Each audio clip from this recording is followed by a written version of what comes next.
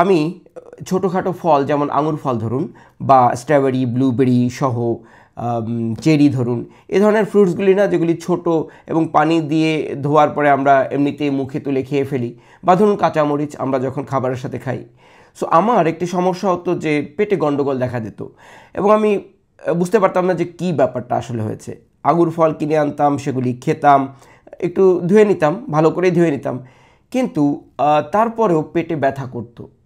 তো পরে আমি জানলাম যে এই ফলগুলিকে, যেমন আমার কাছে এখানে চেরি রয়েছে, এবার চাইনিজ নিউ ইয়ারে আমরা অনেক ফ্রুটস কিনেছি, তার মধ্যে এটা বেশ খাওয়া হয়নি, তো ফলে কী হয়েছে বেশ কিছু খারাপ হয়ে যাচ্ছিল।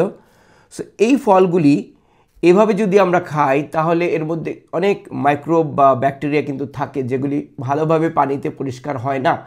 সো সেজন্য টিপসটি আমি শেয়ার করছি এবং এটি করার পরে কোনো সমস্যা হচ্ছে না আমার পেটে বা কোনো ধরনের কিছু হচ্ছে না, আমি খেয়ে নিচ্ছি।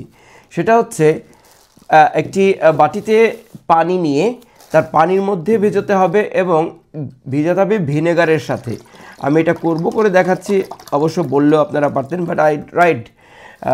কারণ কি আমার মনে হচ্ছে যে to see is to believe, এবং আমি এই ধরনের ভিডিও বানাই না, বাট এটা আমার নিজস্ব স্বাস্থ্য সম্বন্ধিত, আমি ভুক্তভোগী, তো সেজন্য আমি ভাবছি যে অনেকে হয়তো বুঝতে পারছেন না যে অনেক ব্যাকটেরিয়া কিন্তু থেকে যায় যেগুলি কিন্তু আসলে আমরা মানে সেভাবে করতে পারি না, দূর করতে পারি না। আপেল কমলা যেগুলি হচ্ছে সেগুলির কিন্তু ধরুন যে একটি রয়েছে, কিছু খারাপ হয়ে যাচ্ছে, দেখুন খাওয়া হয়নি।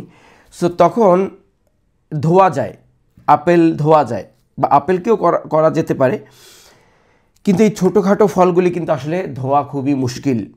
এই যে একটা খারাপ হয়ে গেছে, আর একটা। সো যাই হোক, এখন এই ভিনেগার দিয়ে রাখবো এবং ভিনেগার দিয়ে রাখলে আমি এটা পরীক্ষা করে দেখেছি পরিমাণ মতো এই ভিনেগারটি পানির সাথে মিক্স হয়ে এই যে মাইক্রোবগুলি আছে এগুলিকে মেরে ফেলবে, and then we are safe. আমি আশা করি এই টিপসটি আপনার কাজে লেগেছে, ট্রাই করে দেখবেন। স্ট্রবেরি হোক বা ছোটোখাটো ফল আঙুর হোক, কাঁচামরিচ হলেও, এগুলি ধরুন আমি কাঁচামরিচের ব্যাপারে দেখেছি বাড়িতে, কারণ আমি তো একা যখন থাকি তখন দেখা যাচ্ছে যে মরিচ এনে রাখলাম এবং এটা খারাপ হয়ে যাচ্ছে খুব জলদি, কিন্তু সেটাকে যদি ভিনেগার ওয়াটারে ভিজিয়ে রাখি কিছুক্ষণ, তারপরে ফ্রিজে রাখলে সেটা দীর্ঘদিন থেকে যায়।